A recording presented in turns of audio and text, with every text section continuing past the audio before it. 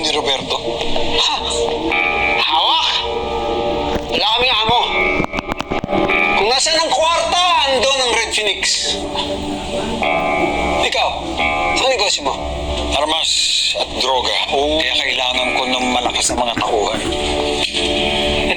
Matagal na kaming naging negosyo ng droga sa Quiapo. Alam na namin ang kalakaran dito.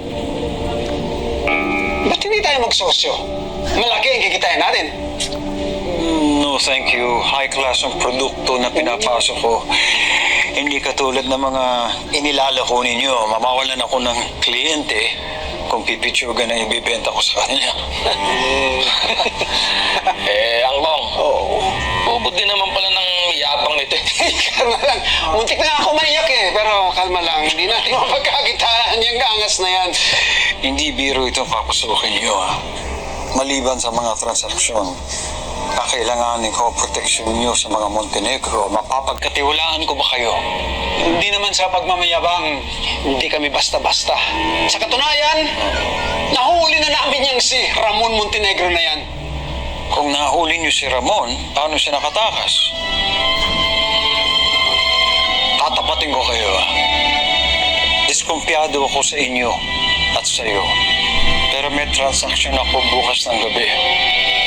Kayo na lang ang maaasahan ko. Doon na lang natin subukan ang husay niyo.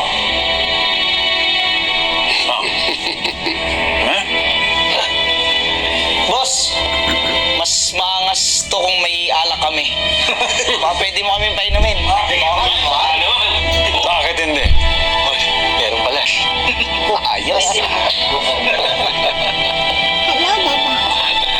Gumirit ah.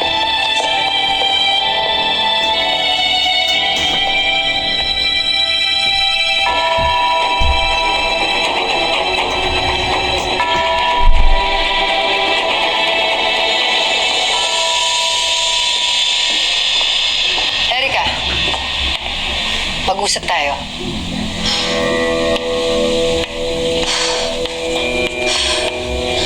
Okay na si Lola, na-stress lang. Wala akong pakialam doon.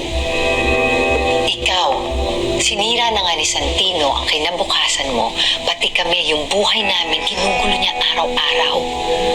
Pati ikaw, ano pwedeng mangyari sa'yo dahil dyan sa Santino na yan? Kay Santino o kay Kuya? Kasi si Kuya lagi nagsisimula ng gulo, Ma. Concerned lang sa'yo ang kuya mo dahil sinira nga ng Santino na yan ang buhay mo. Concerned? What does Kuya know about me, Ma? Ha? Yan lang naman alam mo, di ba? Ipagtanggol yung paborito mong anak. Wala akong paborito. Oh, really, Ma? It's okay, Ma. It's okay. Tanggap ko naman na eh. Wala na nga ako maramdaman about it. Kasi, si Erika, siya yung anak mong black sheep na kailangan yung patinuin para hindi masira yung imahe ng pamilya. Diba? Si Erika, yung pasaway mong anak.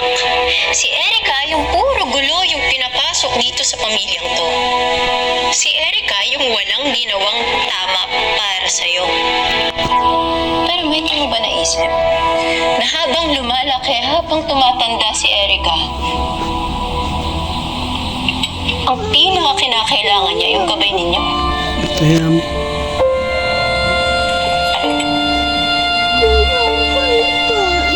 Hindi mo naisip yan, di ba? So now, Ma, please, don't pretend that you care about me.